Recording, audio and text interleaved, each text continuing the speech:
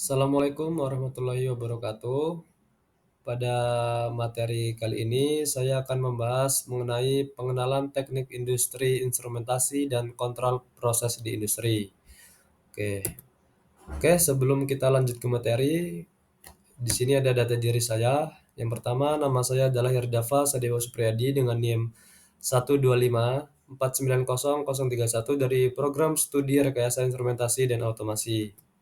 Oke, langsung aja kita ke materinya ya. Untuk materi yang pertama yaitu outline materi pelatihan, yang dimana ada pengantar pengukuran dan instrumentasi di industri. Yang kedua, menyiapkan implementasi pemeliharaan peralatan. Kemudian ada menyiapkan dan menginterpretasikan instrumen drawing. Lalu ada memasang dan melepas peralatan instrumentasi. Kemudian ada memelihara peralatan instrumentasi, studi kasus, dan yang terakhir adalah diskusi. Oke. Tantangan revolusi industri 4.0. Di sini ada revolusi industri 1.0, revolusi industri 2.0, revolusi industri 3.0, revolusi industri 4.0. Apa sih sebenarnya revolusi industri 1.0, 2.0, 3.0, 4.0 ini? Oke. Yang pertama, revolusi industri 1.0 yaitu pada abad 18, yang dimana mesin uap menggerakkan industri atau dengan nama lain itu disebut mekanisasi. Kemudian ada juga revolusi industri 2.0 yaitu dimulainya pada abad 19, yang dimana tenaga listrik mengubah industri atau elektrifikasi. Kemudian di revolusi industri 3.0 abad 20-an, komputer dan otomasi atau nama lainnya yaitu otomasi. Nah, ini yang akan kita bahas ini adalah revolusi industri 4.0 dimulai dari abad 21, yang dimana adalah IoT dan konektivitas digital atau otonomi ya. Oke, untuk slide selanjutnya. Nah, ini inti dari industri 4.0. Inti dari industri 4.0 yaitu adalah everything online atau dunia maya, kemudian ada digital economy, ada Internet of Things, kemudian ada artificial intelligence atau AI yang biasa kita kenal dengan AI, ada lagi big data, kemudian ada robotika, print 3D, autonomous machine, kemudian machine learning dan disruptive teknologi. Oke, ya. Kemudian selanjutnya, nah ini dia. Pengenalan teknik instrumentasi. Jadi apa sih sebenarnya teknik instrumentasi itu? Nah, di sini dijelaskan teknik instrumentasi itu merupakan sistem pengukuran yang dimana memahami cara kerja sensor dan transducer untuk mengukur berbagai parameter seperti suhu, tekanan, aliran, dan kelembaban. Kemudian ada sistem kontrol dan otomasi yang dimana merancang dan mengimplementasikan sistem otomatis untuk mengendalikan dan mengelola proses tanpa campur tangan manusia.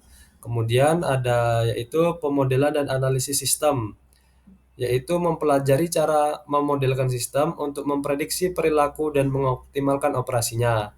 Kemudian yang terakhir ada pemeliharaan dan kalibrasi, yaitu memastikan instrumen bekerja dengan benar dan akurat melalui pengujian, kalibrasi, dan pemeliharaan rutin. Selanjutnya yaitu definisi instrumentasi. Kalau tadi itu merupakan pengenalan, nah yang ini definisi dari instrumentasi itu. Jadi instrumentasi itu apa? Instrumentasi itu adalah bidang ilmu yang mempelajari tentang penggunaan alat instrumen untuk mengukur, memantau, dan mengendalikan suatu proses atau sistem. Tujuannya apa? Tujuannya itu adalah untuk mengumpulkan data yang akurat, mengamati perubahan, dan mengelola variabel. Variabelnya itu seperti tekanan, suhu, aliran, dan lainnya. Demi apa? Demi mencapai tujuan tertentu dalam berbagai bidang termasuk teknik industri, kesehatan, dan penelitian. Oke, selanjutnya ada dari manfaat instrumentasi. Oke. Manfaat instrumentasi di antara lain yaitu sebagai alat pengukuran parameter proses, kemudian sebagai alat analisis hasil pengukuran, sebagai alat kendali proses, kemudian sebagai alat perekam atau recorder suatu proses, dan yang terakhir adalah sebagai tools untuk melakukan analisis data tren, dan masih banyak lainnya. Oke, selanjutnya. Nah, ini contoh dari pengukuran. Yang pertama ada pengukuran temperatur, kedua pengukuran flow, pengukuran tekanan, pengukuran level, massa, volumetrik, kemudian pengukuran pH, pengukuran besaran listrik, pengukuran konduktvitas, dan yang terakhir adalah pengukuran kandungan gas ya. Selanjutnya, nah ini pengukuran. Kalau tadi itu merupakan contoh pengukurannya, ini pengukurannya ya, nama-nama pengukurannya. Yang pertama itu ada alat ukur ya, meter, kemudian ada sensor, ada juga transducer, kemudian ada transmitter, indikator, display, recorder, data loggers, dan data acquisition system. Oke, itu. Lanjut ya. Nah, ini nih, faktor penting dalam pengukuran. Ini penting ini ya. Jadi, ketika kita sedang melakukan pengukuran, itu ada beberapa faktor yang harus diperhatikan. Yang pertama, angka atau nilai pengukuran yang ditunjukkan alat ukur. Kemudian ada metode atau cara melakukan pengukuran besaran yang diukur. Kemudian ada alat yang digunakan atau device-nya itu untuk melakukan pengukuran dan satuan atau unit. Jadi, keempat faktor ini sangat penting dalam proses pengukuran, terutama dalam melakukan praktikum nanti ya, ini sangat penting. Oke, selanjutnya.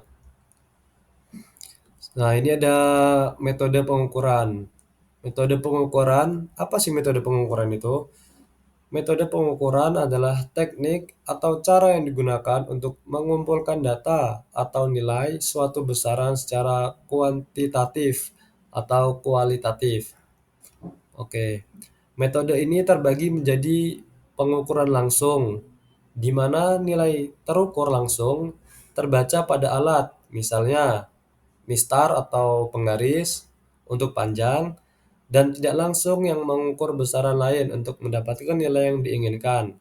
Misalnya, mengukur panjang dan waktu untuk menghitung kecepatan. Selain itu, ada juga metode berdasarkan skala pengukuran, yaitu nominal, ordinal, interval, dan rasio yang digunakan dalam analisis data. Kemudian kita lanjut ya. Oke, ini ada alat-alat ukur. Kalau yang tadi itu kan merupakan contoh pengukuran dan ini ya, ininya. Nah, di sini ada beberapa alat-alat ukur. Alat ukur itu merupakan device yang kita gunakan untuk melakukan pengukuran. Yang pertama, ada yang namanya termometer. Habis itu ada pressure pressure ini. Kemudian ada yang namanya flow meter ya, flow meter. Kemudian ada yang namanya ampere meter. Lalu ada voltmeter, oke, voltmeter. Kemudian ada wattmeter, wattmeter ini ya. Kemudian ada pH meter, Meiger, dan lain masih banyak. Ini untuk gambar ini tidak mencakup semuanya. Mungkin untuk kalian ada yang kurang paham, bisa kalian searching di Google ya.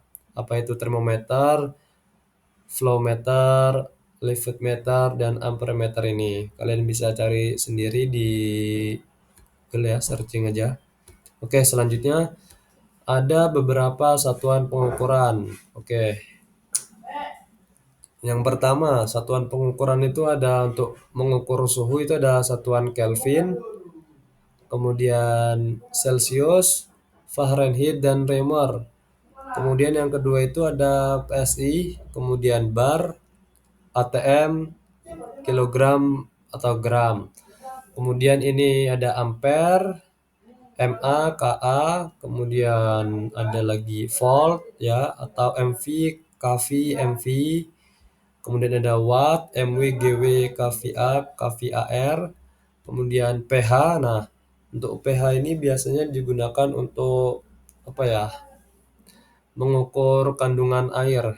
Misalnya itu air itu pH-nya tinggi atau rendah itu biasanya ini satuan pengukurannya. Kemudian ada MOHM dan KOHM, liter per detik, kemudian ada cm dan ins dan lain-lain sebagainya. Oke, lanjut aja. Nah, ini dia satuan pengukuran. Ini ya. Ini nama besarannya panjang. Kemudian satuan internasionalnya itu adalah meter. Lambang satuannya M. Untuk ini massa. Nama besarannya massa. Kemudian satuan internasionalnya kilogram. Lambangnya kg. Untuk waktu, nama besarannya waktu. Satuan internasional sekon. Lambang satuannya S. Kemudian ada suhu. Satuan internasionalnya Kelvin. Kemudian lambang satuannya K. Ada kuat arus ampere, lambang satuannya A. Ada intensitas cahaya, satuan internasionalnya kandela atau lambang satuannya dengan CD. Oke, lanjut ya.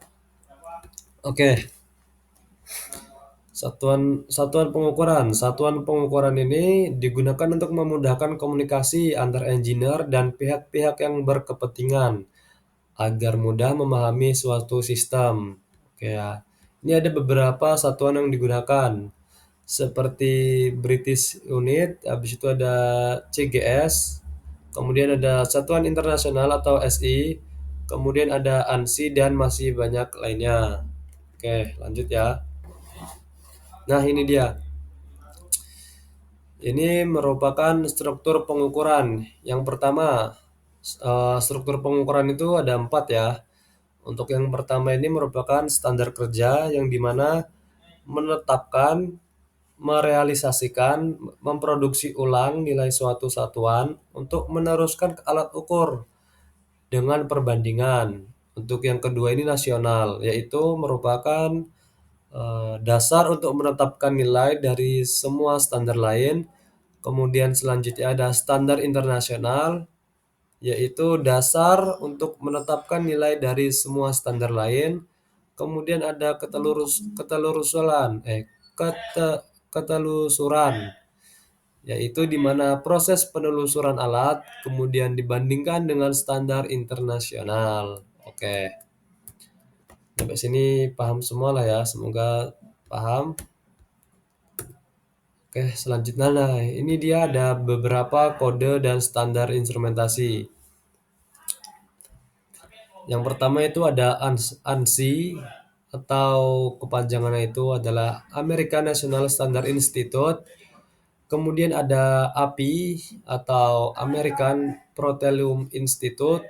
Kemudian yang ketiga ada ASME, American Society of Mechanical Engineers. Kemudian ada ASTM atau American Standard for Testing Material. Kemudian ada NEC atau National Electric Code ya. Kemudian ada IEC atau International Electroconnected Commission. Kemudian ada IEEE ya, triple E, yaitu adalah Institute of Electrical and Electronics Engineer. Oke ya. Kemudian ada ISA ya, ISA ini ISA, yaitu adalah kepanjangannya Instrument Society of America. Ya, kebanyakan ini emang dari Amerika ya. Kemudian ada ISO, yaitu International Organization for Standardization. Oke, kemudian ada NEPA, yaitu National Fire Protection Association. Kemudian ada AGA, American Gas Association. Emang ini kayaknya emang semuanya ini dari Amerika. Makanya namanya Amerika ya. Mungkin istirahat dulu ya sebentar ya. Oke. Oke, kita lanjut lagi ya. Ini ada blok diagram sistem pengukuran, yaitu yang dimana yang ini pertama yaitu medium, oke, Dari medium menuju ke sensor transducer, kemudian dari sensor transducer ini menuju ke sinyal conditioning, oke. Kemudian dari sinyal ini ada lagi bagiannya itu ada 5 bagian. Yang pertama itu indikator, kemudian ada komputer, ada record, kemudian ada pressure dan controller. Oke. Selanjutnya, nah ini, ini merupakan istilah-istilah dalam pengukuran. Yang pertama yaitu akurasi. Akurasi itu merupakan apa ya namanya? Kekuatan ya. Akurasi ini hampir sama dengan presisi ya kawan-kawan ya. Kemudian ada sensitivity atau sensitivitas, precision. Nah, ini dia nih. Akurasi sama dengan presisi ini hampir mirip-mirip dikit lah pokoknya. Kemudian ada range, habis itu ada subdivision, kemudian ada error. Error itu atau kesalahan atau gangguan ya. Biasanya itu kalau misalkan wifi error. Nah, itu biasanya ada gangguan di wifi-nya ya. Kemudian ada hysteresis, ada stability, ada linearity, dan yang terakhir ada repeatability. Oke. Dari sini semoga paham semua ya. Oke. Akurasi ini yang tadi nih. Akurasi. Jadi bedanya akurasi dengan presisi itu adalah kalau akurasi ini dia dekat hasil pengukuran dengan nilai sebenarnya. Kemudian akurasi biasanya dinyatakan dalam bentuk persen, persen error atau persen of error ya. Biasanya dalam bentuk persen kalau akurasi itu. Kemudian ada toleransi maksimum terhadap kesalahan. Ada dapat dinyatakan dalam persen ya tadi ya, persen of error reading atau dalam bentuk error full scale atau skala penuh ya. Kemudian yang terakhir itu akurasi biasa dikenal dengan istilah ketelitian tuh nih. Ketelitian atau keakuratan ya. Kemudian ada ini presisi. Kalau tadi kita udah bahas yang akurasi, sekarang kita ke presisi. Jadi bedanya dengan akurasi yaitu presisi itu ke ketajaman. Kalau tadi akurasi itu kan ke ini ya, apa namanya, keakuratan. Kalau presisi ini ketajaman. Emang agak beda-beda tipis ya. Jadi saya harap kalian jangan sampai keliru antara akurasi dan presisi ini. Kemudian ada selanjutnya kemampuan alat untuk menghasilkan hasil pembacaan yang serupa untuk suatu pengukuran yang berulang. Kemudian ada presisi lebih berkaitan dengan pengukuran yang berulang, ya. Kemudian ada pengukuran yang dilakukan pada pagi hari untuk objek yang sama dengan kondisi yang sama. Jika diukur pada siang atau malam hari, maka hasilnya akan berkonsisten. Nah, itu ini untuk presisi, ya. Kemudian yang selanjutnya, ternyata udah habis ya. Ternyata ini materinya cuma cuma segini ya materinya ya. Saya harap kalian semua ini paham dengan materi yang saya berikan ini. Mungkin kalau nanti apa namanya ada beberapa materi yang saya sampaikan ini kurang, kalian bisa memanfaatkan yang namanya teknologi ya, yang tadi itu seperti ini, teknologi revolusi industri 4.0 ini ya. Kalian bisa mencari materi ini di mungkin kalian searching di Google atau di mana lah ya. Kalian harus bisa memanfaatkan yang namanya apa? Yang namanya kemajuan teknologi ya. Oke, ini udah selesai, udah nggak ada lagi ternyata ya. Oke, kita kembali aja ke sini ya. Oke, mungkin cukup sekian presentasi dari saya mengenai materi ini. Materi pengenalan teknik instrumentasi dan kontrol proses di industri. Oke, mungkin cukup sekian ya.